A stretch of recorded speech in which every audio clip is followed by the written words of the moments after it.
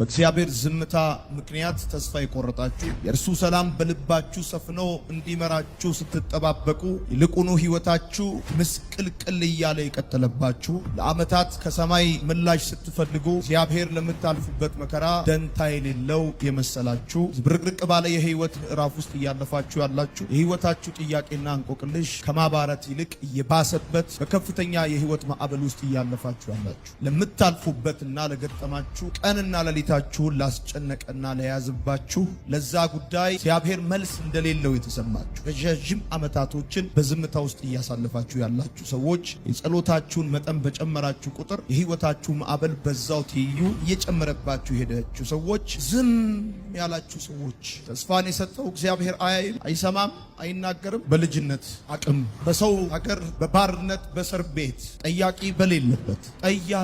በሌለበት ዮሴፍ እጁ ጠቅላይ ሚኒስተር ነበር። ተፈልጎ ነው እስር ቤት የገባው፣ ተረስቶ አይደለም። ተፈልገሽ ነው ከገበያው ሕዝብ ሁሉ መካከል ከትውልድ ሁሉ መካከል ተፈልገሽ ነው። እግዚአብሔር አይኑን ጥሎብሽ ነው፣ ይፈልግሻል። በሩ ያልተከፈተው ስላልተሰማ አይደለም። ጥያቄሽ ያልተመለሰው እግዚአብሔር ስላላየሽ አይደለም። ያንቺ ጉዳይ ስለማይመለከተው አይደል፣ ተፈልገሽ ነው። ባይዘጋባችሁ ስለሌሎች ነገር መከፈትና መዘጋት ጉዳያችሁ አይሆንም ነበር። የትውልድ ጉዳያችሁ እንዲሆን እግዚአብሔር አምላክ ለአፍታ ለሚባሉ ዓመታቶች በእናንተ ሕይወት ላይ በእናንተ መዝገብ ላይ በእናንተ ጉዳይ ላይ ሲሪየስ የሆነ ሜጀር እግዚአብሔር ይወስዳል። አምላኬ ስለምን ተውከኝ ብሎ ከመስቀል ላይ ሲጮህ በተማጽኖ የሞላውን ድምጹን በተማጽኖ የሞላውን ልመናውን እግዚአብሔር በዝምታ አለፈ። የትዳራችሁን መሪር ሐዘን ከእግዚአብሔር ዝምታ ጋር በልባችሁ ይዛችሁ እየዘመራችሁ ያላችሁ፣ የጤናችሁን መሪር ሐዘን ከእግዚአብሔር ዝምታ ጋር በልባችሁ ይዛችሁ እግዚአብሔርን እየጠበቃችሁ ያላችሁ ሰዎች የሕይወታችሁን የሥራችሁን 1 2 3 4 አይደለም 10 ዓመታቶችን እግዚአብሔርን እየጠየቃችሁ እየጸለያችሁ በዝምታ ውስጥ ያላችሁ ሰዎች እግዚአብሔር ለሥራው ሲያጫችሁ፣ ለክብሩ ሲያጫችሁ፣ እግዚአብሔር አምላክ ለከፍታው ሲያጫችሁ፣ ለበረከት ሲያጫችሁ በዝምታ ውስጥ ያስቀምጣችኋል። 24 ሰዓት አልፈጀበትም እግዚአብሔር አምላክ ዮሴፍን ከእስር ቤት አውጥቶ ቤተ መንግሥት ሲያስገባው ዘመኑ ሲደርስ ጊዜው ሲደርስ እግዚአብሔር እጅ ላይ ያለው ሰዓት ሲሞላ ሰማይ ሲንቀሳቀስ ምድር ሊቆጣጠረው አልቻለም። የግብፅ ጠቅላይ ሚኒስተር ከመሆኑ በፊት ለዓመታቶች በእስር ቤት ዝምታ ውስጥ እግዚአብሔር አኖረው። የነገ እጩ ባለስልጣኖች የዛሬ እስረኞች ናቸው። አሁን ያላችሁበት የእግዚአብሔር ዝምታ ምን መሰላችሁ የሚያሳየው? ነገ ለተዘጋጀው በረከት እጩ መሆናችሁ። የእግዚአብሔር ዝምታ ሚስጥሩ ምንድን ነው?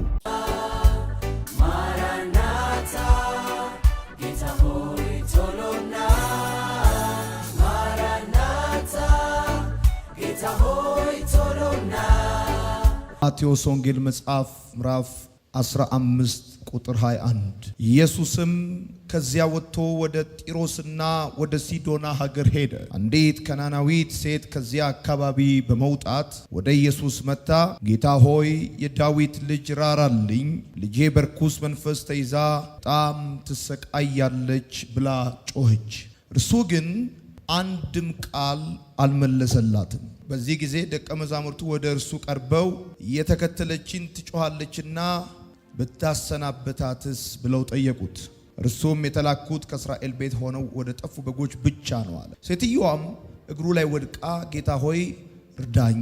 እርሱ መልሶ የልጆችን እንጀራ ወስዶ ለውሾች መወርወር አይገባም አላት። እርሷም አሁን ጌታ ሆይ ውሾችም እኮ ከጌታቸው ማዕድ የወደቀውን ፍርፋሪ ይበላሉ አለችው። በዚህን ጊዜ ኢየሱስ አንቺ ሴት እምነትሽ ታላቅ ነው፣ እንደፈለግሽ ይሁንልሽ አላት። ልጇም ከዚያ ሰዓት ጀምሮ ተፈወሰች። ዛሬ የምንካፈለው የእግዚአብሔር ሐሳብ የእግዚአብሔር ዝምታ የሚል ነው። አሁን ባነበብኩት የመጽሐፍ ቅዱሳችን ክፍል ቁጥር 23 ላይ የእግዚአብሔር ቃል ሲናገር ኢየሱስም አንድም ቃል አልመለሰላትም ይላል። የመልእክቴ አርዕሱ የእግዚአብሔር ዝምታ የሚል። የእግዚአብሔርን ምሪት ስትፈልጉ እግዚአብሔር ግን ዝም ያላችሁ፣ የእርሱ ሰላም በልባችሁ ሰፍኖ እንዲመራችሁ ስትጠባበቁ ይልቁኑ ሕይወታችሁ ምስቅልቅል እያለ የቀጠለባችሁ ለዓመታት ከሰማይ ምላሽ ስትፈልጉ በእግዚአብሔር ዝምታ ምክንያት ተስፋ የቆረጣችሁ እግዚአብሔር ለምታልፉበት መከራ ደንታ የሌለው የመሰላችሁ በተስፋ መቁረጥና ዝብርቅርቅ ባለ የህይወት ምዕራፍ ውስጥ እያለፋችሁ ያላችሁ የህይወታችሁ ጥያቄና እንቆቅልሽ ከማባራት ይልቅ እየባሰበት በከፍተኛ የህይወት ማዕበል ውስጥ እያለፋችሁ ያላችሁ ለምታልፉበትና ለገጠማችሁ ቀንና ሌሊታችሁን ላስጨነቀና ለያዝባችሁ ለዛ ጉዳይ እግዚአብሔር መልስ እንደሌለው የተሰማችሁ እግዚአብሔር ለምን ዝም እንዳለው እንቆቅልሽ የሆነባችሁ 2 5 10 20 እና 30 ረዣዥም ዓመታቶችን በዝምታ ውስጥ እያሳለፋችሁ ያላችሁ ሰዎች እግዚአብሔር ፈጣን መልስ እንደሚሰጣችሁ አምናችሁ በጠንካራ የጸሎት ልምምድ ውስጥ ስትቆዩ የነበራችሁና የጸሎታችሁን መጠን በጨመራችሁ ቁጥር የህይወታችሁ ማዕበል በዛው ትይዩ እየጨመረባችሁ ሄዳችሁ ሰዎች የእግዚአብሔር ዝምታ ሚስጥሩ ምንድነው? ቁልፉ ጉዳይ ምንድነው? እግዚአብሔር ዝምታ ውስጥ ያለው ንግግር ምንድነው? ነው ወይስ ከኔ በኩል የጎደለ ወይም የቀረ ጉዳይ አለ? ነው ወይስ እግዚአብሔር አምላክ ሲጨንቀኝ በብቸኝነትና በፍርሃት ግራ በመጋባትና በሐዘን ውስጥ ሳልፍ ግዳይሎም እግዚአብሔር የኔ ነገር አይሰማውም ለስንቱ እግዚአብሔር መልስ እየሰጠ ለኔ ግን በጉዳይ ላይ እግዚአብሔር አምላክ ጸጥ ያለው ለምንድነው የምትሉ ሰዎች መጽሐፍ ቅዱሳችንን ከዘፍጥረት እስከ ዮሐንስ ራእይ ስታነቡ በጣም ትልቅ የእግዚአብሔር ሰዎች በእግዚአብሔር መለኮታዊ ዝምታ ውስጥ ጥቂት የማይባሉ ዓመታትን አሳልፈዋል። የእግዚአብሔር መለኮታዊ ዝምታ ህይወቱን ያልነካው በእግዚአብሔር መለኮታዊ ዝምታ ውስጥ ያላለፈ አንድም እግዚአብሔር የሰራበት ዘመን ተሻጋሪ የሆነ የእግዚአብሔር ታላቅነት በህይወቱ የተገለጠበት አንድም ሰው በመጽሐፍ ቅዱሳችን ውስጥ አታገኙም። ይብዛም ይነስም እግዚአብሔር አምላክ ለአፍታም ይሁን ለዓመታት በዝምታ ውስጥ ልጆቹን ያሳልፋቸዋል። አሁን ያነበብኩላችሁ የመጽሐፍ ቅዱሳችን ክፍል በማቴዎስ ወንጌል መጽሐፍ ምዕራፍ 15 ቁጥር 23 ላይ ስትመለከቱ አንዲት ሴት ልጅ የነበራት አህዛብ የሆነች ሴት ጌታ ኢየሱስ ክርስቶስን ተጨንቃ ስለነበረ እንዲፈውስላት ወደ ጌታ ወደ ክርስቶስ ኢየሱስ እግር ስር ወደቀች፣ እንደዚሁም ጮኸች ብሎ ይናገራል። ጌታ ኢየሱስ ክርስቶስ ይሆናልም አይሆንምም ወይም ደግሞ ጠብቂኝ ከማለት ይልቅ አንዳችም ቃል አልመለሰላትም።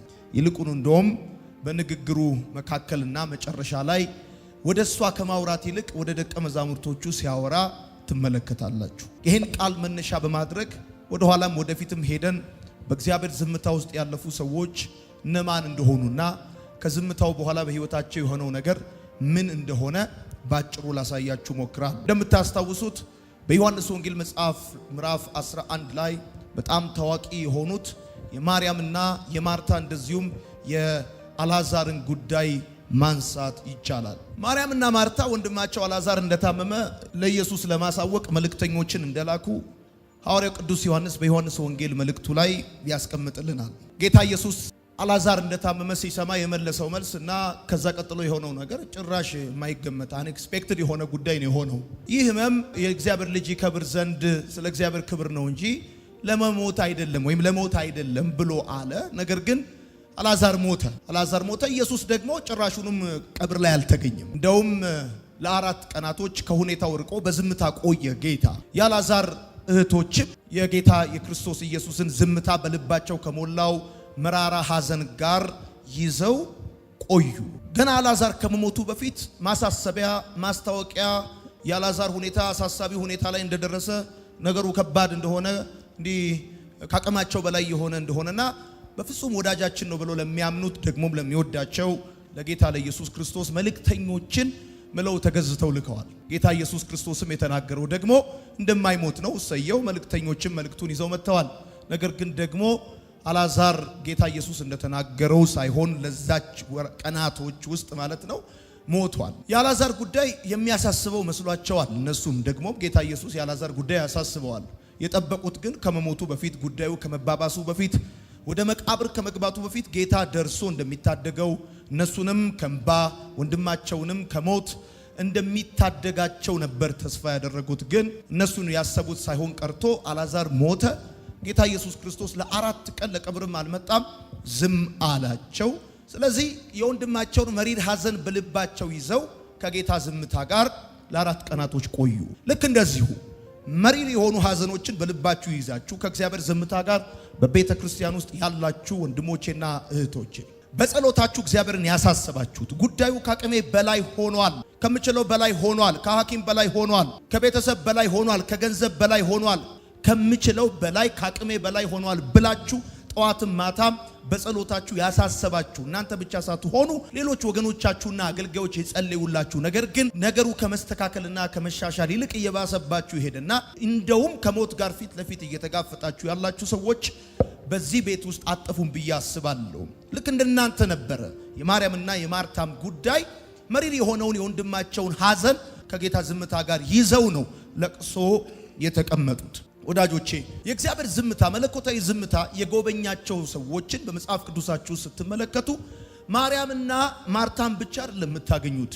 በእርግጥ የማርያምና የማርታ በመለኮታዊ ዝምታ ውስጥ የቆዩበት ቀናት 4 ነው። ሌላም ደግሞ ወደ ብሉይ ኪዳን በደንብ አድርጋችሁ ብትመለሱ እግዚአብሔር አምላክ አብርሃምን ይስሐቅን እንዲሰዋለት አዘዘው። እግዚአብሔር አብርሃም ይስሐቅን እንዲሰዋለት ካዘዘው ጊዜ ጀምሮ መስዋዕቱን ወደሚሰዋበት ቦታ ለመሄድ 3 ቀናቶችን ፈጅተዋል እንደምታውቁትና ረዣዥም ሰዓቶችን ወይም ረዣዥም መንገድ ነው አብርሃም የተጓዘው። በነዛ 3 ቀናቶች ውስጥም ቢሆን አብርሃም ያሳለፈው በመለኮታዊ ዝምታ ውስጥ ነው። እግዚአብሔር ለአብርሃም ይስሐቅን እንዲሰዋ ከነገረው በኋላ ምን ሊሆን እንደሆነ ጉዳዩ ምንም የሚታወቅ ጉዳይ የለውም። እግዚአብሔር አይዞ በርታ እኔ ካንተ ጋር ነኝ ምናምን አላለውም። በቃ ያለው ጉዳይ አንድ ነገር ነው።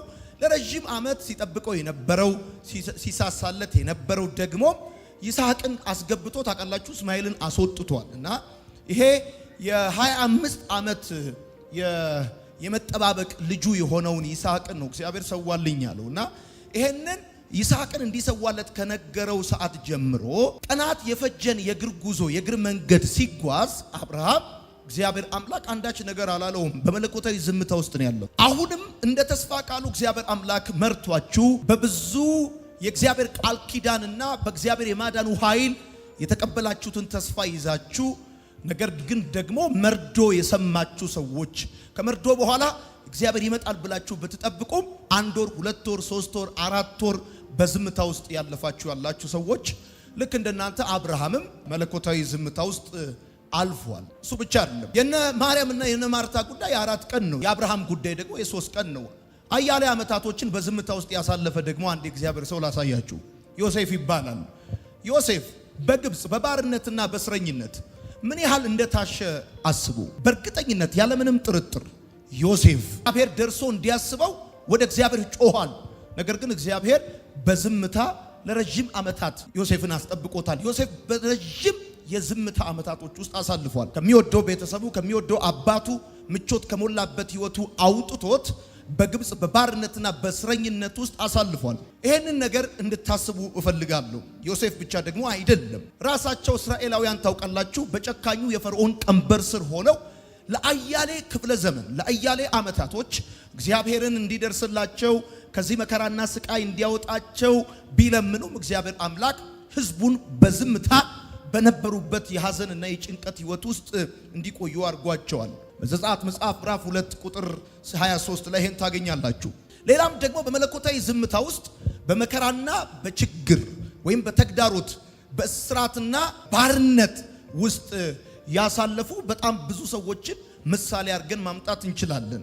የመሳፍንት መጽሐፍ ምዕራፍ 6 ላይ የጠላቶቹን ሰራዊት ፈርቶ በወይን መጥመቂያ ውስጥ ስንዴ ወቃ የነበረውን ጌዲዮንን ማስታወስ በጣም ኢምፖርታንት ነው።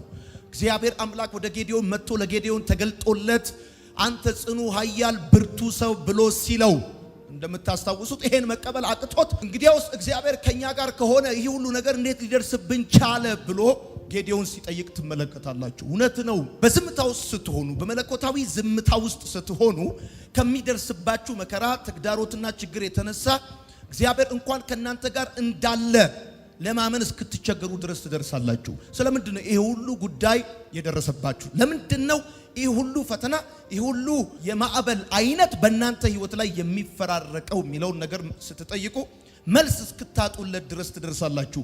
በእውኑ እግዚአብሔር ከኔ ጋር አለ፣ ያውቀኛል፣ ይሰማኛል ብላችሁ እስክትሉና ኮንፊውዥን ውስጥ እስክትገቡ ድረስ ልደርሱ ትችላላችሁ። ደግሞ ዮሴፍ፣ እስራኤላውያን፣ ጌዲዮን፣ አብርሃም፣ ማርያምና ማርታ ብቻ ሳይሆኑ በአዲስ ኪዳን ላይ ስትመለከቱ ጌታ ኢየሱስ ክርስቶስ ራሱ በመለኮታዊ ዝምታ ውስጥ አልፏል። ከመስቀል ላይ ሆኖ የጮውን ጩኸት ካስታወሳችሁ አምላኬ አምላኬ ስለምን ተውከኝ ብሎ ጌታ ኢየሱስ ክርስቶስ ይጮሃል። ይሄንን በተማጽኖ የሞላውን ጩኸቱን ግን ምላሽ የሚሰጠው አንድም ነገር አትመለከቱም። ለዚህ በተማጽኖ ለተሞላ ጩኸቱ እግዚአብሔር መልስ አይሰጠውም። መስቀል ላይ ነው ያለው። አምላኬ አምላኬ ስለምን ተውከኝ ብሎ ነው የሚጮኸው። ግን ደግሞ ወዲያው እግዚአብሔር ደርሶ መልስ ሲሰጠው አትመለከቱም።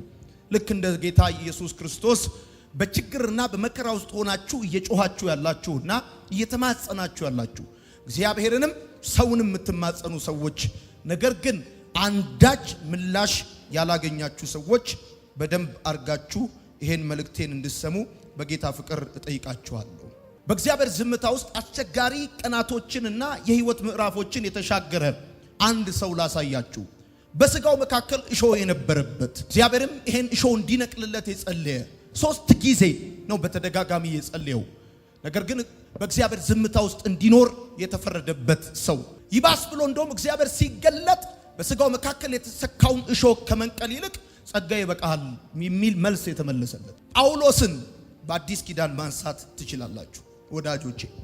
ሌላ በመጽሐፍ ቅዱሳችን ውስጥ ደግሞ የእግዚአብሔርን ዝምታ ለመስበር ማክሲመም የሄደን ሰው በብዙ መንገድ የሞከረን ሰው ላሳያችሁ እፈልጋለሁ። የእግዚአብሔርን ዝምታ ሰብሮ ከእግዚአብሔር ዘንድ አንዳች ነገር ለመስማት የታገለ አንድ ሰው አለ። ሳኦል ይባላል። ሳሙኤል ከሞተ በኋላ ሳኦል እግዚአብሔርን መስማት ፈልጎ ነበረ። ነገር ግን እግዚአብሔር ዝም አለው። ከዚህ በፊት የለመደው ጉዳይ አለ። እግዚአብሔር ያወራዋል፣ እግዚአብሔር ያናግረዋል፣ የእግዚአብሔርን ድምፅ ይሰማል። ነገር ግን ሳሙኤል ከሞተ በኋላ ሳኦል የእግዚአብሔርን ድምፅ መስማት አልቻለም። ከዚህ የተነሳ ታውቃላችሁ ወደ ቤተ መቅደስ ገብቶ ካህናቶቹ የሰማይን ድምፅ ለመስማት የሚጠቀሙበትን ቴክኒክ ሁሉ ይጠቀማል። ነገር ግን እግዚአብሔር ምንም አይነት መልስ አይሰጠውም። አንድ ጊዜ እግዚአብሔር ዝም ካላችሁ ምንም አይነት ቴክኒክ ብትጠቀሙ፣ ምንም አይነት ቴክኒክ ታክቲክ በየትኛው መንገድ ብትጠቀሙ አንዳች መልስ አታገኙም። በመሰረቱ ሰማይ ዝም ካላችሁ ጎረቤት አይደውልላችሁም። ሰማይ ዝም ካላችሁ ቤተሰብም አይፈልጋችሁም።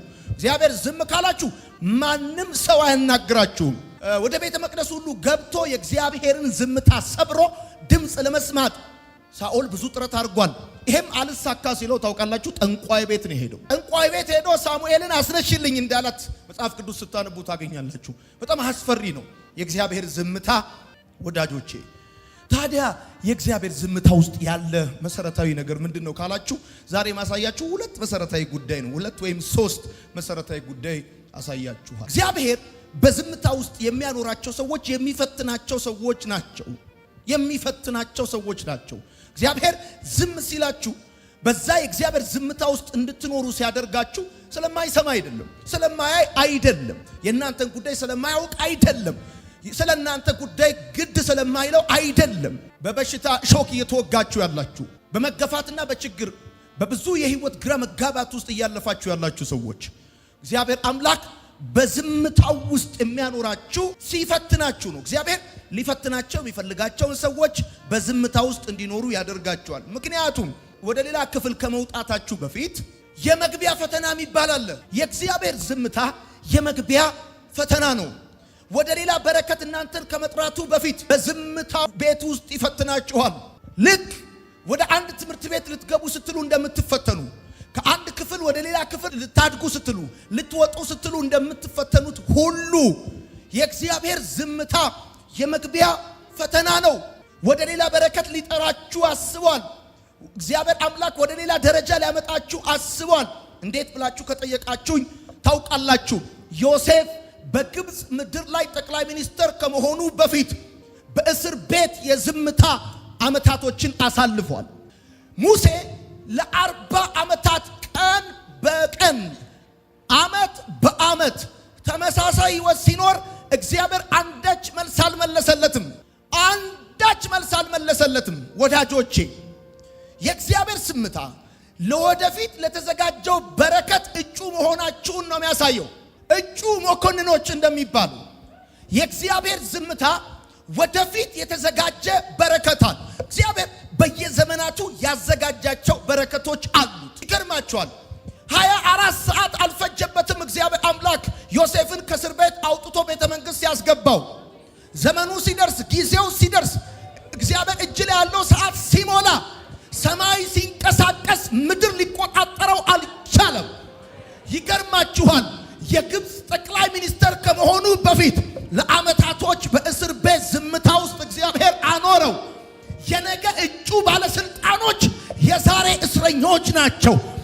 የነገን እጩ የሚከብሩ ሰዎች የዛሬ የሚናቁ ሰዎች ናቸው። አሁን ያላችሁበት የእግዚአብሔር ዝምታ ምን መሰላችሁ የሚያሳየው? ነገ ለተዘጋጀው በረከት እጩ መሆናችሁን ነው። እግዚአብሔር ለሥራው ሲያጫችሁ፣ ለክብሩ ሲያጫችሁ፣ እግዚአብሔር አምላክ ለከፍታው ሲያጫችሁ፣ ለበረከት ሲያጫችሁ በዝምታ ውስጥ ያስቀምጣችኋል። የሚሰማኝ ሰው ቢኖር እንዴት ደስ ይለኛል መሰላችሁ?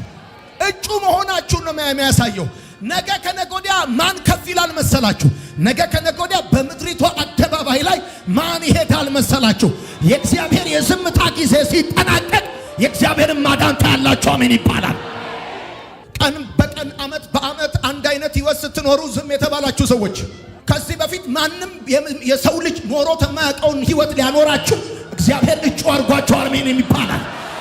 ማታካቻቲ ቀን በቀን ዓመት በዓመት አንድ አይነት ሕይወት ስትኖሩ እሱም ብላችሁ እግዚአብሔርን ብላችሁ የእግዚአብሔርን መንግስት ብላችሁ ሐሳቡን ብላችሁ የወጣችሁ የተገፋችሁ በአስቸጋሪ የሕይወት መንገድ ውስጥ የገባችሁ ሰዎች እሰይ እሰይ ስለቴ ሰመረ ብላችሁ የምትዘምሩበት ጊዜ ቅርብ ነው። አሜን በሉ።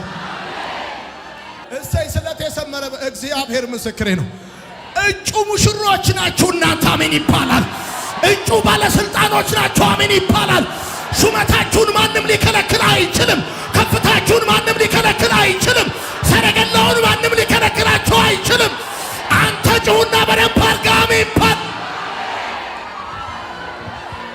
መንግስት ለሹመት የሚፈልጋቸውን ሰዎች ይገርምሃል፣ ወደ ማሰልጠኛ ያስገባቸዋል፣ ወደ ጦላ ያስገባቸዋል፣ ወደ ማሰልጠኛ ያስገባቸዋል። ሐሳቡን ይነግራቸዋል፣ የልቡን ሐሳብ ይነግራቸዋል። ልክ እንደዚህ ነው የእግዚአብሔር ጉዳይ። ልክ እንደዚህ ነው የእግዚአብሔር ጉዳይ። በዝምታ ትምህርት ቤት ውስጥ ሰማይ ዝም፣ ምድር ዝም፣ ጓደኛ ዝም፣ ጎረቤት ዝም፣ የምታውቁት ዝም፣ የማታውቁት ዝም ያለባችሁ ሰዎች እግዚአብሔር በቅርብ ጊዜ በአስገራሚ ክብር ወደ ቤታችሁ ይመጣል። የትዳራችሁን መሪር ሐዘን ከእግዚአብሔር ዝምታ ጋር በልባችሁ ይዛችሁ እየዘመራችሁ ያላችሁ፣ የጤናችሁን መሪር ሐዘን ከእግዚአብሔር ዝምታ ጋር በልባችሁ ይዛችሁ እግዚአብሔርን እየጠበቃችሁ ያላችሁ ሰዎች የህይወታችሁን የሥራችሁን 1 2 3 4 አይደለም 10 ዓመታቶችን እግዚአብሔርን እየጠየቃችሁ እየጸለያችሁ በዝምታ ውስጥ ያላችሁ ሰዎች የእግዚአብሔር ዝምታ ለሚቀጥለው በረከት እጩ መሆናችሁን ነው የሚያወሳየው። መረሳታችሁ እግዚአብሔር ለእናንተ ደንታ እንደሌለው አይደለም።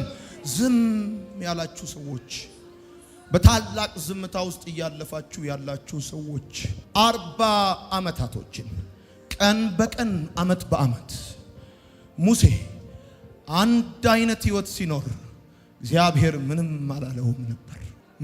አላለውም ነበር። ከፈርዖን ቤት ነው የወጣው። ሁሉ ከሞላበት የእግዚአብሔርን ሕዝብ ብሎ ነው ለስደት የተዳረገው። ተስፋን የሰጠው እግዚአብሔር አያይም፣ አይሰማም፣ አይናገርም። በልጅነት አቅም በሰው ሀገር፣ በግዞት ሀገር፣ በባርነት በእስር ቤት ጠያቂ በሌለበት ዮሴፍ እጩ ጠቅላይ ሚኒስተር ነበር። ተፈልጎ ነው እስር ቤት የገባው፣ ተረስቶ አይደለም። ተፈልገሽ ነው። ከገበያው ሕዝብ ሁሉ መካከል፣ ከትውልድ ሁሉ መካከል ተፈልገሽ ነው። እግዚአብሔር አይኑን ጥሎብሽ ነው። ይፈልግሻል። በሩ ያልተከፈተው ስላልተሰማ አይደለም። ጥያቄሽ ያልተመለሰው እግዚአብሔር ስላላየሽ አይደለም። ያንቺ ጉዳይ ስለማይመለከተው አይደለም። ተፈልገሽ ነው። እጩ አገልጋዮች፣ እጩ ጠቅላይ ሚኒስትሮች፣ እጩ ቢዝነስማኖች፣ እግዚአብሔር የሚፈልጋችሁ ሰዎች 4 ቀን 4 ዓመት ይቆልፍባችሁና እግዚአብሔር አምላክ የእናንተም ብቻ ሳይሆን የትውልድ በር ከፋች ትሆናላችሁ። ባይዘጋባችሁ ስለሌሎች ነገር መከፈትና መዘጋት ጉዳያችሁ አይሆንም ነበር። የትውልድ ጉዳያችሁ እንዲሆን እግዚአብሔር አምላክ ለአፍታ ለሚባሉ ዓመታቶች በእናንተ ህይወት ላይ፣ በእናንተ መዝገብ ላይ፣ በእናንተ ጉዳይ ላይ ሲሪየስ የሆነ ሜጀር እግዚአብሔር ይወስዳል። ለሚቀጥለው በረከት እንደተዘጋጃችሁ ማሳያ ነው። ለሚቀጥለው ሹመት እንደተዘጋጃችሁ ማሳያ ነው። ለሚቀጥለው ክብር እንደተዘጋጃችሁ ማሳያ ነው። የፈለጋችሁትን የምድር ባለስልጣን መጥራት ትችላላችሁ። ከመውጣታቸው በፊት ወርደዋል። ከመክበራቸው በፊት ተዋርደዋል። ከማግኘታቸው በፊት አጥተዋል። አያሌ አጣብቂኝ ቀናቶችን አሳልፈዋል። እግዚአብሔር ለዚህ ነው እጩ እንደሆናችሁ ሊያሳያችሁ ስለፈለገ አምላኬ ስለምን ተውከኝ ብሎ ከመስቀል ላይ ሲጮህ በተማጽኖ የሞላውን ድምጹን በተማጽኖ የሞላውን ልመናውን እግዚአብሔር በዝምታ አለፈው። ሚድን አለ፣ ሚያመልጣል። የሞት ባህርን ተሻግሮ በደሙ ወደ እግዚአብሔር የሚመጣ አለ። በዝምታ ውስጥ ያላችሁ ሰዎች እንኳን እግዚአብሔር ረዳችሁ፣ እንኳን ደስ አላችሁ፣ እንኳን ደስ አላችሁ። እኔ እንደሌሎቹ በምድር ላይ ደመና አይተው ይዘንባል እንደሚሉት አልላችሁም። ጉዳያችሁ አቅላልቷል። ጉዳያችሁ ያለ ምክንያት አይደለም የጨላለመው ወዳጆቼ፣ ያለ ምክንያት አይደለም ያቅላላው፣ ያለ ምክንያት አይደለም እንደዚህ አይነት ውጥረት ውስጥ የገባችሁት። እንኳን ደስ አላችሁ፣ እንኳን ደስ አላችሁ። ያለ ምክንያት አይደለም የተተዋችሁት፣ ያለ ምክንያት አይደለም ሰዎች ፊታቸውን ያዞሩት፣ ያለ ምክንያት አይደለም በከባድ የህይወት መንገድ ውስጥ እያለፋችሁ ያላችሁት። አለው ነገር እግዚአብሔር አምላክ አለው ነገር እግዚአብሔር አምላክ አለው ነገር። እንደዚህ አብዝቶ ዝም ካለ እግዚአብሔር ጉዳይ አለው። በቤታችሁ ጉዳይ አለው፣ በትዳራችሁ ጉዳይ አለው። ማታካታ ሌሎቹ አከታትለው ሲወልዱ ሐና ቤት ልጅ ከቆየ የሚመጣው ቁጥር ቢጨምር አይደለም፣ የእግዚአብሔርን ቃል የሚገልጥ ነው። አሜን ይባላል። እንኳን ደስ አለሽ የሳሙኤል እናት፣ እንኳን ደስ አለሽ፣ እንኳን ደስ አለሽ። የሁሉም ጥያቄ ሲመለስ የእናንተ የዘገየባችሁ ሰዎች እንኳን ደስ አላችሁ። የሁሉም ሲከፈት የእናንተ ያልተከፈተልባችሁ እንኳን ደስ አላችሁ። የሁሉም ሲስተካከል የእናንተ ጭራሽ የተመሰቃቀለባችሁ ሰዎች እንኳን ደስ አላችሁ። እኔ ከእግዚአብሔር የተቀበልኩትን መልእክት ለመነግራችሁ ለሚቀጥለው በረከት እጩ የሆናችሁ ሰዎች፣ ለሚቀጥለው ስልጣን፣ ለሚቀጥለው ስኬት፣ ለሚቀጥለው የአገልግሎት ዘመን፣ ለሚቀጥለው ሲዝን እግዚአብሔር ቀብቶ ያስነሳችኋል። እግዚአብሔር ቀብቶ ያስነሳችኋል። ይገርማችኋል። አሁን እንደ ተፈታ ሚዳቋ እየዘለሉ የሚያገለግሉ አገልጋዮችን ካየሽ ከጥቂት ዓመታቶች በፊት እንደ 6 ኪሎ አንበሳ ተቆልፎባቸው ነበረ። እግዚአብሔር ሁል ጊዜ ነው በዚህኛው ሲዝን የሚቆልፍባቸው ሰዎች በዛኛው ሲዝን ነው የሚለቃቸው። የእግዚአብሔርን ዝምታ ለመስበር ብላችሁ የትኛውንም አይነት የሰዋዊ መንገድ አትሄዱ። የእግዚአብሔርን ዝምታ ለማምለጥ ብላችሁ የትኛውንም ቴክኒክ አትጠቀሙ። የእግዚአብሔርን ዝምታ ለማምለጥ ብላችሁ ምንም የነቢያት ግርግር አያስፈልጋችሁም። የእግዚአብሔርን ዝምታ ለማምለጥ ብላችሁ እግዚአብሔር ዝም ካላችሁ እግዚአብሔር ሳይናገራችሁ እግዚአብሔር በግድ ነቢያቶችን ካናገራችሁ የምትሰሟቸው ትንቢቶች ይበልጡኑ ይሰብሯችኋል፣ ያቆስሏችኋል እንጂ አይፈውሳችሁም። ይበልጡኑ ክርክር ውስጥ ነው የሚከታችሁ፣ ይበልጡኑ ትግል ውስጥ ነው የሚከታችሁ። እግዚአብሔር ዝም ካለ ያንን ዝምታ ለመስበር እንደ ሳሙኤል ጠንቋይ ቤት አትሂዱ፣ ነቢያት ጋር አትሂዱ። ዝም ብላችሁ እሪ አትበሉ። በቃ አለቀ። በመሰረቱ እግዚአብሔር ካልጠየቃችሁ ማንም ትዝ አይላችሁ። እና አንደኛው የመግቢያ ፈተና ነው የእግዚአብሔር ዝምታ። አለው ነገር እንዲያብዝቶ ዝም ካለ ጠላቴ ሆይ አለው ነገር እግዚአብሔር እንዲያብዝቶ ዝም ካለ ጠላቴ ሆይ ደስ አይበልም፣ ይመሽም ለኔ ቀን አለ። ምን አይነት ነገር ነው አንተ? አለው ነገር እግዚአብሔር እንዲያብዝቶ ዝም ካለ ከሳሼ ሆይ ደስ አይበልም፣ ይመሽም ለኔ ቀን አለ።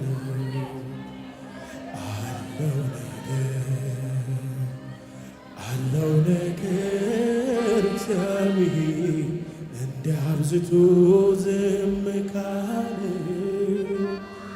ጠላቴ ሆይ ደስ አይበልም፣ ቢመሽም ለኔ ቀን አለ። እነ ኢራን እነ ሰሜን ኮሪያ ሌሎቹም ድምፅ አጥፍተው ነው ኒውክሌር የሚሰሩት። በዝምታ ውስጥ ነው የሚሰሩት። በቃ እግዚአብሔር ዝም ካለ ገብተሃል ማለት ነው። ማሰልጠኛ የሆነ ፕሮግራም እየሰራብህ ነው ማለት ነው። የሆነ ፕሮግራም እያጠመደብህ ነው ማለት ነው። ዮሐንስ የማይነካ ነገር ነካና ታሰረ። ሲታሰር ጌታ ሊጠይቀው አገልግል አላዘለትም። ምንም ነገር ይዞለት አልሄድም። ጌታ ዮሐንስ ታሰረ፣ አልጠየቀውም። ጌታ ካልጠየቀኝ ብላችሁ አምቡላንስ ይጠራልኝ የምትሉ ሰዎች አለው ነገር የኔ ጌታ የሆነ ነገር ውስጥ ገብታችሁ ዝም ካለ እዛ ጉዳይ ውስጥ ጉዳይ አለው እግዚአብሔር። የመግቢያ ፈተናው በጣም የሚፈልጋቸውን ሰዎች እግዚአብሔር አምላክ በሱ ውስጥ ነው የሚፈትናቸው። ዮሴፍ ለዓመታት በእስር ቤት ዝምታ ውስጥ እግዚአብሔር ሲያኖረው አላጉረመረመም። 24 ሰዓት አልፈጀም ነገሩ ከታች ወደ ላይ ሲገለባበጥ መጽሐፍ ሲናገር ዮሴፍን አስቸከሉት ይላል። እግዚአብሔር አምላክ ለካዛ ጠቅላይ ሚኒስትር እያዘጋጀ ነው። ደግሞ ከዚህ ይሄ ጠቅላይ ሚኒስትር ደግሞ አንድ ነገር ያደርጋል። የቃል ኪዳኑን ሕዝብ ያንን የያዕቆብን ቤተሰብ ወደ ግብጽ ያስገባል። ከአብርሃም ጋር የተነጋገረውን ያንን ንግግር አካል ያለብሳል። በፕሮግራም ነው እግዚአብሔር እየሰራ ያለው። የእግዚአብሔር እቅድ ዝም ብሎ አጋጣሚ እንዳይመስላችሁ። አሁን የገባችሁበት ሁኔታ ስትገቡ ከእግዚአብሔር እቅድ አምልጣችሁ አይደለም የገባችሁት። የእግዚአብሔር እቅድ በሕይወታችሁ ላይ ጽኑ እንደሆነ የምታምኑ ሰዎች ብቻ አንድ እውነት ነግራችኋለሁ። የእግዚአብሔርን እቅድ የሚበልጥ የትኛው ምድራዊ ችግር የለም። አሜን ይባላል። ሁለተኛው የእምነታችን ማደጊያ ነው የእግዚአብሔር ዝምታ። በመግቢያ ላይ ያነበብኩላችሁ የመጽሐፍ ቅዱሳችን ክፍል ለዚህ ምሳሌ የምትሆነን ሴት ነች። ጌታ ኢየሱስ ክርስቶስ ልጇ በአጋንንት እስራት የተያዘባት ሴት ጌታ ሆይ ባክህን ብላ በጌታ እግር ስር ወደቀች ይላል እና ጌታ ኢየሱስ ክርስቶስ ይገርማቸዋል፣ አንዲትም ቃል አልመለሰላትም። ዝም አላት። ጸጥ። ይሆናል ወይም አይሆንም ወይም ጠብቂኝ አላላት። እንደዚህ እኮ ነው የሚሆነው። እናንተ ተጨቃችኋል፣ ነገራችሁ ተይዟል፣ ውጥረት ውስጥ ናችሁ እና ጸሎት አላቋረጣችሁም። ጌታ ሆይ ስትሉት ወይ ይሆናል አይል ጌታ፣ ወይ አይሆንም ይሆናል ብሎ ቢል እሺ፣ አይሆንም ብሎ ቢል እሺ፣ በቃ አይሆንም ብሏል፣ በቃ ይቅር ትላላችሁ። ወይ ይሆናል አይል፣ ወይ አይሆንም አይል፣ ወይ ደግሞ ጠብቂኝም እንኳን አላለም። ጸጥ። ጌታ ዝም፣ በጣም ዝም፣ ጸጥ። እንደውም ሲያወራ ሲጀምር ከእሷ ጋር ከማውራት ይልቅ ከደቀ መዛሙርቱ ጋር ያወራል። ለእስራኤል ከጠፉት ነው እኔ ለእነሱ ነው የመጣሁት ብሎ ይላል። እሷ እኮ አለች እዛ ጋር እና ሴትዮዋ ያንን ነገር ስትሰማ ጭራሽ ጩኸቷን ጨመረች። ከዛም የሆነው ነገር እንደዚህ ነው። ጭራሽ ለመረዳት በሚያስቸግር ሁኔታ ጌታ ኮሚኒኬት ያደርጋታል። እንደዚህ ይላታል፣ የልጆችን እንጀራ ለውሾችም መወርወር መጣል ተገቢ አይደለም። ይሄ በጣም ለመረዳት የሚያዳግጥ ጉዳይ ነው። ሴትዮዋ ግን የዋዛ አይደለችም። አውቃለሁ አለች። ጌታ ሆይ አውቃለሁ አለች። እንዴ ውሾችም እኮ ከጌቶቻቸው የተረፈውን ይበላሉ አለች። እና ጌታ እንደዚህ አላት። ኢየሱስም ይላል ተገረመ ይላል፣ አንቺ ሴት እምነትሽ ታላቅ ነው አላት። የእግዚአብሔር ዝምታ እምነታችሁን ነው ማክሲማይዝ። የእግዚአብሔር ዝምታ የእምነታችሁ ማደጊያ ነው።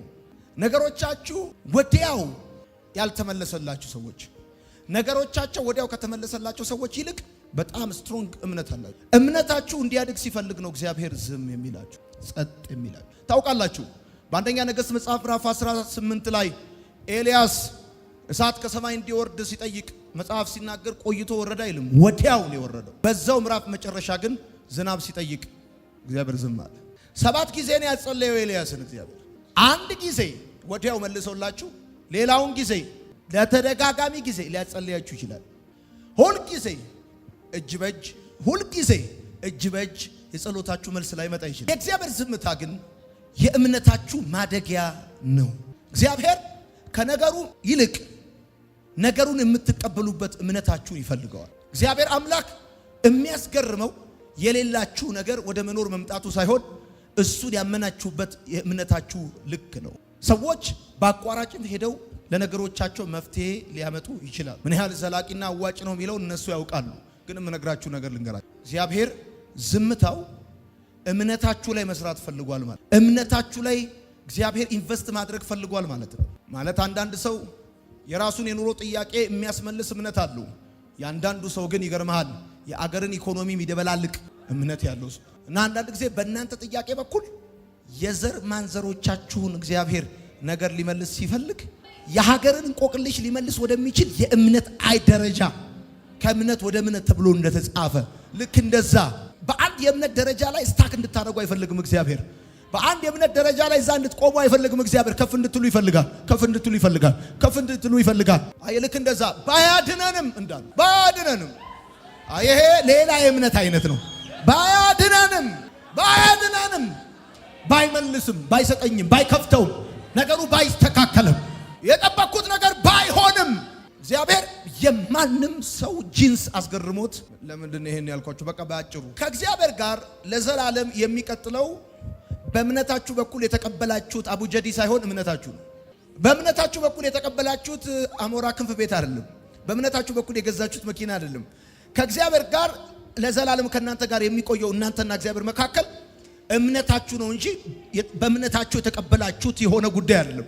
ስለዚህ ያችን ሴት ጌታ እንደዚህ ያላት። አሁን ጌታ እኮ ማቴዎስ ሲጽፈው እንደዚህ ያለ አንዲትም ቃል አልመለሰላትም ነበር ይላል። ሴትዮዋ ተጨንቃለች፣ በጣም ተጨንቃለች። ልጇ በአጋንንት ስራ ተይዛባታለች።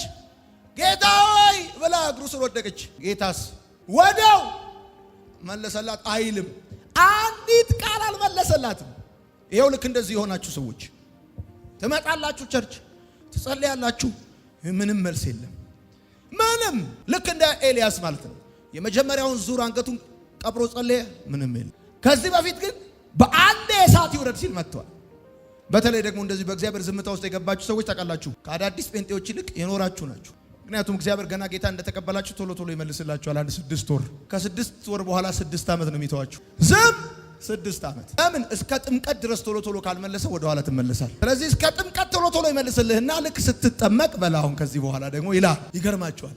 አይኔ ውስጥ ይሁኝ ኤልያስ በአንድ ቻፕተር ውስጥ አንዱን ጥያቄ ቶሎ ሌላውን ጥያቄ ዘግይቶ ነው የተመለሰልን። ምድር የሚሸፍን ነው የወጣችው ደመና እጅ የምታክል ነች፣ ግን ምድር ነው ከቤተ መንግስት እስከ ትንሹ ድረስ ምድሪቷን ያጥለቀለቀው።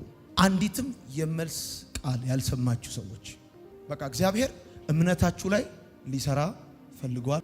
እምነታችሁ ላይ ሊሰራ ፈልጓል። የሚያነጋግሩ ሰዎች ይገርመሃል፣ የሚያነጋግር እምነት ነው ያላቸው እንጂ ዝም ብለህ ከሸለቤ እምነት ይዘህ እንዴት አነጋጋሪ ትሆናል? አትሆን። አነጋጋሪ የሆኑ ሰዎች አነጋጋሪ ማለት እበለኝ እበል፣ ንፋስም የለም ደመናም የለም ማለት ምን ማለት መሰለ? ሜትሮሎጂ ሳይንስ የለም ማለት በቃ አለቀ፣ አከተመ። ዊንድ ከሃየር ፕሬሸር ወደ ሎየር ፕሬሸር ምናምን የለም። ሰም ባለችበት ሎየር ፕሬሸር አለ። ሎየር ፕሬሸር ካለ እንደዚህ ያለ እንደዚህ ካለ ዝናብ አለ። የለም እዚህ ጋር አይሰራም። እና ትልልቅ እምነት ያላቸው ሰዎች እንዲህ አይነት ሂሳብ አያውቁም። እና ኤልያስን አላየውም እንዴ? ምን ላደርግልሽ ትፈልጊያለሻል? ያ ዘቦ የጸሎት ጊዜ የሌለው ሰውዬ ያለ ወሬ ይለቃቅማል። ልጅ የላትም፣ ልጅ የላትም፣ ልጅ የለሽማ፣ ልጅ የላትም። እሺ አለዋ። ከዛ በኋላ በይ እርጅናችሁን የሚያስቅ እምነት ነው እንድታምኑ ይፈልገው እግዚአብሔር። አልሰማችሁኝ ያልኩት? እርጅናችሁን የሚያስቅ እርጅናችሁ ራሱ በእምነታችሁ እስኪስቅ ድረስ ምን አይነት አማይናች እቺ ብሎ እስኪገረም ድረስ ምን አይነት ነገር ነው? አሁን እንኳን እጩ ሙሽሮች አሉ እዚህ ውስጥ። አሜን ባል። እምነታችሁ እንዲያድግ እግዚአብሔር ስለሚፈልግ ነው። ጌዲዮንም ቢሆን በወይን መጥመቂያ ውስጥ እንደሚወቀው እጩ ንጉስ ነው። ታውቃላችሁ፣ እጩ መሪ ነው። ብራዘር ነገ ምን ሊሆን እንዳለ የሚያውቀው አምላኬ ብቻ ነው። ሞራ ገላጭ፣ መጽሐፍ ገልባጭ ምናምን የጠቅላላ ቋጥኝ እና ስራ ስር ለቃሚ ፈልፋ የሆነ ጠቅላላ አይደለም። ነገ ሊሆን ያለውን ነገር የሚያውቅ እኔ ራሴ አሁን እዚህ ጋር ቆሜ መንፈስ ቅዱስ በምን እንደሚነግረኝ ልንገራችሁ። ዝም ምስል ቤት ውስጥ ዋይፍ 4 ጊዜ ነው ቤት ውስጥ ምዞረው። ዝም ምስል ከዛ ትመጣለች። ምን ሆነ ነው ምን ያለ ነገርማ እንዲህ ዝም አላልክም። መድኃኔዓለም ምስክሬ ነው። አንዱ የመግቢያ ፈተና ነው የእግዚአብሔር ዝምታ። ወደሚቀጥለው ክብር እየተጠራችሁ ነው። ወደሚቀጥለው በረከት እየተጋበዛችሁ ነው። የሚቀጥለው ሲዝን አገልጋዮች የነዚህ ወራቶች የእግዚአብሔር ዝምታ ውስጥ ያሉ ሰዎች ናቸው። የሚቀጥለው የሀገር መሪዎች በእግዚአብሔር ዝምታ ውስጥ ያሉ ናቸው። የሚቀጥለው ዘመን ፍሬያማዎች አሁን በእግዚአብሔር ዝምታ ውስጥ ያሉ ሰዎች ናቸው። የመግቢያ ፈተና ነው። እንዳትረሱ። አሁን ፈተናውን እንዳትፎርሹ፣ እንዳታጉረመርሙና እንዳትፎርሹ። ሁለተኛው የእምነታችሁ ማደጊያ ነው። ቀና ብላችሁኝማ። የዩኒቨርሲቲ ተማሪ ሆኜ ከላይ ነበር ምተኛው። ከላይ ተኝቼ እንደዚህ ላለው ከታች ላሉት መንግስት መስሪያ ቤት አልቀጠረም። ልክ ዘመድ ያለኝ ነው የምመስለው። አልቀጠረም። ደሞዝ እላለሁ ከ2000 ብር በታች አልቀበልም። በእግዚአብሔር ዝምታ ውስጥ ያላችሁ ሰዎች እምነታችሁን እግዚአብሔር አምላክ ማክሲማይዝ ሊያደርገው ስለሚፈልግ ነው። መጽሐፍ ሲናገር እንደዚህ ይላል፣ ለሙታን ሕይወትን በሚሰጥ አይደል የሌለን እንዳላደርገው ባመነበት በአምላክ ፊት አብርሃም አየ 3 ቀን ይስሐቅን ሊሰዋው ሲሄድ ሂኖስ ያምናል። ለሙታን ሕይወትን በሚሰጥ የሌለን እንዳላደርገው በሚጠራ አብርሃም እግዚአብሔርን ሲያምነው እንደ ሌሎቹ አይደለም ያምነው። ኢቭን እንደ ሎጥ እንኳን አይደለም ያምነው። ለዚህ ነው አንተ ይሄን ኮሰርክ ይሄን ወስዳለሁ፣ ይሄን ኮሰርክ ይሄን ወስዳለሁ አለ። ጌታ ይባረክ። አሜን በል። ማራናታ ጌታ ሆይ ቶሎና ማራናታ ጌታ ሆይ